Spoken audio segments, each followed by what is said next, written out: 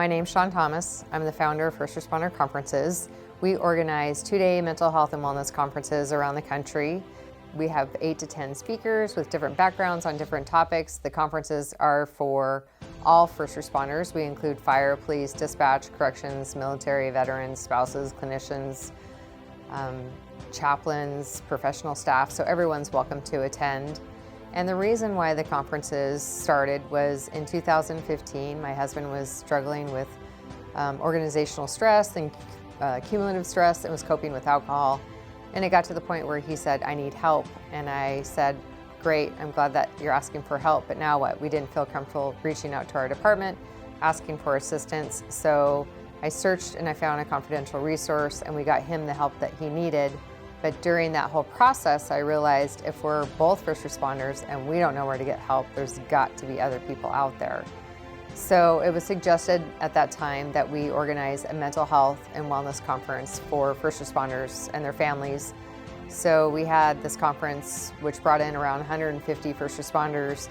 And after the conference, there was at least 5 people that reached out for some type of assistance. So it was clear to me at that time that we had a lot of first responders suffering in silence.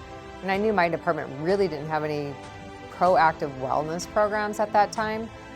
We had peer support, but was more reactive than proactive. And I found this to be true with a lot of different agencies and first responders I was talking to around the country.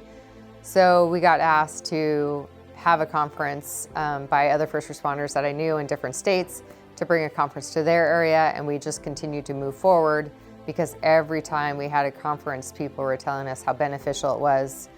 I had people call me and tell me that it saved their life, and so therefore I became really passionate about it, continued to move forward, and now we've done 64 conferences since 2016. And then we have exhibitors that have some type of resource, we like to call them resource partners, that are in the room with us, surrounding the first responders for the entire 2 days.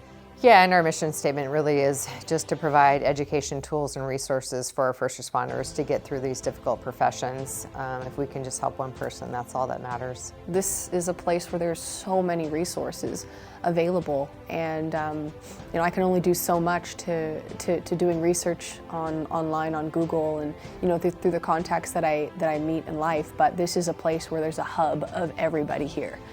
So the booths are available. They've done the work. You don't need to reinvent the wheel. Come here, really just have a seat, enjoy the show, really gain some insight, and make sure that you talk to every booth and get the resources that are available, not just for you, but for your department and for people that aren't really gonna, that are struggling, that you can help.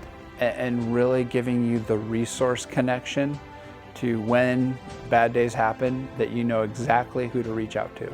I think a big draw to this conference is the destination.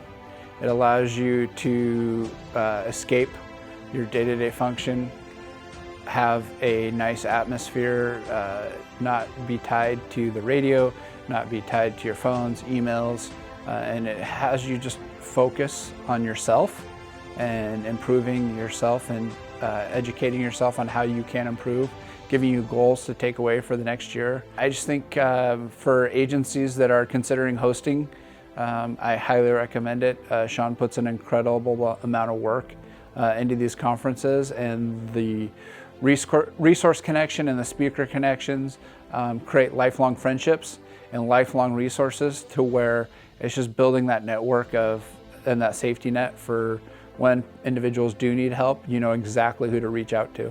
And I think the biggest thing is it shows from a leadership perspective that you care about your people and that you're taking care of your people. You genuinely need to love your people and care for them if you want a successful organization. Especially if you're a supervisor, if you don't recognize some of the things that the people that are working for you, you got to be able to catch those. It could just be little minor things, and they just start building and building, and so I really think there's a lot of supervisors that should be coming to this. Most conferences will do breakout sessions or have separate exhibit halls. We do everything in one room together, so everybody attends the same presentations, they meet the same resource partners, they hear the same presenters all together. I love watching people make the connections, and because we've been here so many times and other places that we have repeat conferences, the friendships that are built between first responders, that they see each other every year at the conference, and it's fun to watch those relationships build and grow. I think for me, what I've learned the most is I'm able to kind of look at it through the lens of if my husband were still here, and if these resources would have been present for him. I think the resources were always there, and they usually are within the departments. It's just a matter of how do you market those to your employee base? How do coworkers and peers talk to their coworkers to ask if they're okay, and then not accept the word fine as an answer. So I think from that, I've probably learned mostly that those resources are there, and we just need to do a better job of making sure that they are in the forefront from a training perspective. This is probably the largest conference I've been to, so it makes me feel good that it seems like it's growing. And it's amazing that this conference here, being the 6th or 7th year, that they're still drawing this kind of a crowd in here, which is just amazing. For me, it is very rewarding when we have people who attend the conferences come back to us, whether it's that same day, a year later, where they say, you know, if it wasn't for this conference or if it wasn't for this resource that you had, I wouldn't be here today. We come back to First Responder Conference over and over because we like to seek out the people in this industry who care, who want to make a difference. And the First Responder Conference team, Sean and her team, they do that, they care. You know, we've been big supporters of them, they've been supporters of us, and that collaboration has really been quite the relationship that we've developed over the last 10 years. The First Responder Conference gets results because it's almost like this brand you can trust, right? You know what you're getting when you come to a First Responder Conference. You know you're gonna get great stories, you know you're gonna feel connected, you know you're gonna meet new people, and you know you're gonna be connected to vetted, tried and tested resources that have been in the game a long time that are actually doing the work to help people. The hardest thing for people, you know, the most painful thing for people is loneliness. We have an epidemic of loneliness in our culture, but really within first responding. You know, I've met with thousands of first responders over the years for tens of thousands of hours, no exaggeration, and people are lonely. They're isolated, they're drinking a lot, they feel like nobody understands them. And when you come to a First Responder Conference, you look in the eyes of people who look just like you, sound just like you, and they're lonely too.